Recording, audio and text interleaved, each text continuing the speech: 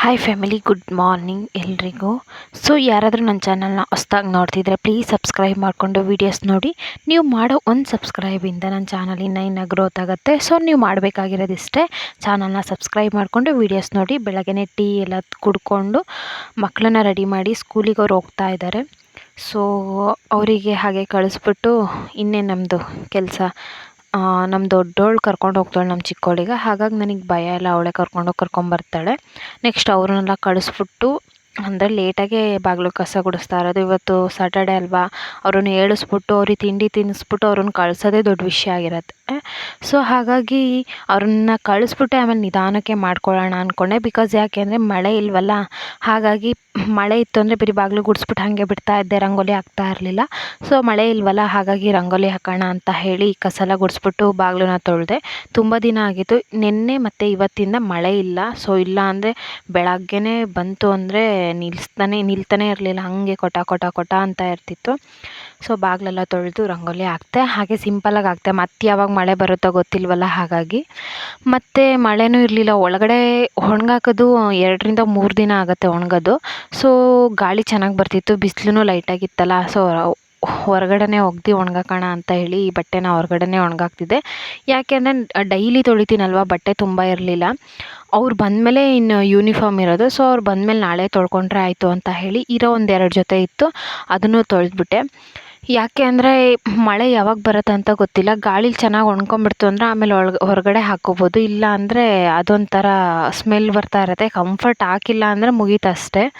Next ಅವ್ರು ಬಂದ್ರಲ್ಲ, ಇನ್ನೇನು ಏನಾದರೂ ಮಾಡಿಕೊಡಮ್ಮ ಅಂತ ಇದ್ರಾ. ಹಾಗಾಗಿ ಈವ್ನಿಂಗ್ ಸ್ನ್ಯಾಕ್ಸಾಗಿ ಸಮೋಸ ಮಾಡೋಣ ಅಂತ ಹೇಳಿ ಮಾಡೋಣ ಅಂತ ಹೇಳಿ ಚಪಾತಿ ಉಜ್ಜುತ್ತಾ ಇದ್ದೆ. ನನ್ನ ಮಗಳು ನಾನು ಮಾಡ್ತೀನಿ ಅಂತಿದ್ಲು. ನಾನು ಬೇಡ ಕುತ್ಕೊ ನೀನು ಅಂತ ಅಂತಿದ್ದೆ. ಅವಳಿಲ್ಲ, ನಾನು ಮಾಡಿಕೊಡ್ತೀನಿ ಅಮ್ಮ ಅಂತಿದ್ಲು. ಸರಿ ಲಾಸ್ಟಲ್ಲಿ ಒಂದು ಕೊಡ್ತೀನಿ, ಆಮೇಲೆ ಮಾಡೋಣಂತೆ ಅಂತ ಹೇಳಿದ್ದೆ. ಹಾಗಾಗಿ ಸುಮ್ಮನೆ ಕುತ್ಕೊಂಡಿದ್ಲು. ಸ್ವಲ್ಪ ಸುಮ್ಮನೆ ಕುತ್ಕೊಂಡಿದ್ಲು. ಆಮೇಲೆ ತೆಗ್ದು ಉಂಡೆ ಮಾಡ್ತೀನಿ ಅಂತ ಹೇಳಿ ಅದನ್ನ ಉಂಡೆ ಮಾಡಿಕೊಟ್ಲು. ಆಮೇಲೆ ನಾನು ಉಜ್ಕೊಳ್ತಾ ಇದ್ದೆ. ಯಾಕೆ ಅಂದರೆ ಅವರಿಗೂ ಏನಾದರೂ ಕೆಲಸ ಕೊಟ್ಟರೆ ಅವರಿಗೂ ಸ್ವಲ್ಪ ಹ್ಯಾಪಿ ಆಗುತ್ತಲ್ವ. ಹಾಗಾಗಿ ಹ್ಞೂ ಸರಿ ಅಂತ ಹೇಳಿ ಅವಳಿಗೂ ಉಂಡೆ ಮಾಡೋಕ್ಕೆ ಕೊಟ್ಟೆ. ನೆಕ್ಸ್ಟ್ ನಾನು ಇದ್ದಿದ್ದು ಏನಿದು ಉಂಡೆಗಳ್ನೆಲ್ಲ ಅದನ್ನೆಲ್ಲ ಚಪಾತಿ ಉಜ್ಕೊಂಡೆ. ಯಾಕೆ ಇಲ್ಲೇ ಉಜ್ಕೊಂಡು ಕೂತ್ಕೊಂಡೆ ಅಂದರೆ ಅದು ಅಲ್ಲೇ ಆಮೇಲೆ ಒಲೆ ಹೊಚ್ಬಿಟ್ಟು ಬೇಯಿಸೋಕ್ಕೆ ಸರಿ ಆಗುತ್ತೆ ಇಲ್ಲಿಂದ ಉಜ್ಕೊಂಡು ಹೋದರೆ. ಹಾಗಾಗಿ ಫಸ್ಟೇ ಇದನ್ನು ಉಜ್ಕೊಂಡು ಹೋಗೋಣ ಅಂತ ಹೇಳಿ ಉಜ್ಜುತ್ತಾ ಇದ್ದೆ. ನಮ್ಮ ದೊಡ್ಡವಳು ಅಲ್ಲಿಗೂ ಇಲ್ಲಿಗೂ ಓಡಾಡ್ತಾ ಇದ್ಲು, ನನಗೆ ಕೊಡ್ತೀಯಾ ಇಲ್ಲ ಅಂತ. ಲಾಸ್ಟಲ್ಲಿ ಒಂದು ಕೊಡ್ತೀನಿ ಅಂತ ಅವಳಿಗೆ ಹೇಳಿದ್ದೆ. ಸೊ ಹಾಗಾಗಿ ಇರೋದನ್ನೆಲ್ಲ ನಾನು ಉಜ್ಕೊಂಡೆ. ಫೈನಲಿ ಅವಳೊಂದು ಉಜ್ಜಿದ್ಲು. ಏನಾದರೂ ಮಾಡಿಕೊಡಮ್ಮ ಅಂತಿರ್ತಾರೆ ಬರ್ತಿದ್ದಂಗೆ. ಸೊ ಸಡನ್ಲಿ ಏನು ಮಾಡೋದು ಅಂತ ಗೊತ್ತಾಗಲ್ಲ. ಸೊ ಅದಕ್ಕೆ ಇವತ್ತು ಸರಿ ಇದನ್ನು ಟ್ರೈ ಮಾಡೋಣ ಅಂತ ಹೇಳಿ ಇದನ್ನು ಮಾಡ್ತಾಯಿದ್ದೆ. ಲಾಸ್ಟಾಗಿ ಹೇಳಿದ್ನಲ್ಲ ಅವಳಿಗೊಂದು ಕೊಡ್ತೀನಿ ಅಂತ, ಒಂದು ಉಂಡೆ ಅವಳು ಉಜ್ಜುತ್ತಾ ಇದ್ಲು.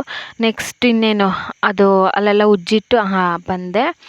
ಆಮೇಲೆ ಒಲೆ ಹಚ್ಬಿಟ್ಟು ಇನ್ನೇನು ಬೇಯಿಸ್ಬೇಕಲ್ವ, ಅದು ಅರ್ಧ ಬೇಯಿಸ್ಬೇಕಲ್ಲ.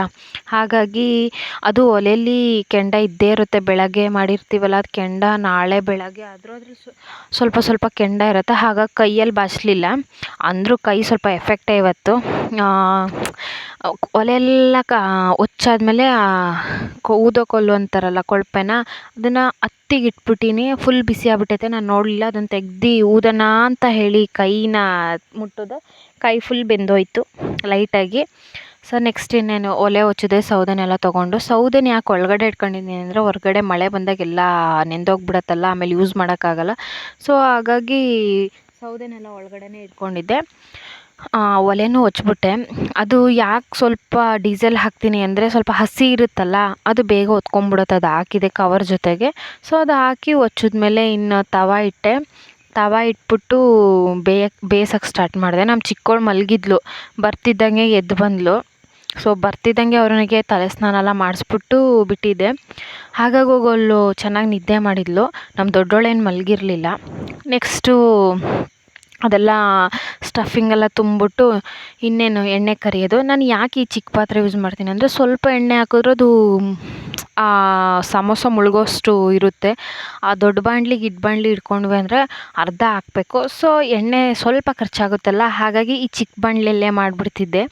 ಆಲ್ಮೋಸ್ಟ್ ನಾ ಕರಿಯೋದ್ನೆಲ್ಲ ಈ ಚಿಕ್ಕ ಬಾಣಲಿಯಲ್ಲೇ ಮಾಡೋದು. ಯಾಕೆಂದರೆ ಅದು ಸ್ವಲ್ಪ ಸಣ್ಣಕ್ಕಿದೆಯಲ್ಲ, ಗುಂಡಿ ಇರುತ್ತಲ್ಲ, ಸ್ವಲ್ಪ ಹಾಕಿದ್ರೂ ಎಣ್ಣೆ ತುಂಬ ಕಾಣಿಸ್ದಂಗೆ ಕಾಣಿಸುತ್ತೆ. ಹಾಗಾಗಿ ಇದರಲ್ಲಿ ಕರಿತೀನಿ. ಫೈನಲಿ ಸಮೋಸನೂ ರೆಡಿ ಆಯಿತು. ಅವ್ರು ಯಾವಾಗ ಮಾಡ್ತೀಯಮ್ಮ ಅಂತೇಳಿ ಕಾಯ್ತಾ ಕೂತ್ಕೊಂಡಿದ್ರು. ಸ್ವಲ್ಪ ಹೊತ್ತು ವೆಯ್ಟ್ ಮಾಡ್ರಮ್ಮ ಆಯಿತು ಅಂತ ಅಂತಿದ್ದೆ. ಅದಕ್ಕೆ ನಮ್ಮ ದೊಡ್ಡೋಳು ಅಲ್ಲೇ ಕೂತ್ಕೊಂಡಿದ್ಲು. ಆದಮೇಲೆ ಬರ್ತೀನಿ ಅಂತೇಳಿ ಹೊರಗಡೆ ಹೋಗಿ ಆಟ ಆಡೋಕ್ಕೆ ಸ್ಟಾರ್ಟ್ ಮಾಡಿದ್ರು. ಫೈನಲಿ ಸಮೋಸನೂ ಆಯಿತು, ಸಮೋಸ ಜೊತೆ ಟೀನೂ ಆಯಿತು. ಯಾರಿಗೆಲ್ಲ ಸಮೋಸ ಇಷ್ಟ, ನನಗಂತೂ ಇಷ್ಟ. ಯಾಕೆ ಅಂದರೆ ಟ್ರೈನಲ್ಲೆಲ್ಲ ತುಂಬ ತಿಂದಿದ್ದೀನಿ. ಸೊ ಇವತ್ತಿನ ವಿಡಿಯೋ ಇದಾಗಿತ್ತು. ಈ ವಿಡಿಯೋ ಇಷ್ಟ ಆದರೆ ಲೈಕ್ ಮಾಡಿ, ಕಮೆಂಟ್ ಮಾಡಿ, ಹಾಗೆ ಮರಿದೆ ನನ್ನ ಚಾನಲ್ನ ಸಬ್ಸ್ಕ್ರೈಬ್ ಮಾಡ್ಕೊಳ್ಳಿ. Thank you for watching.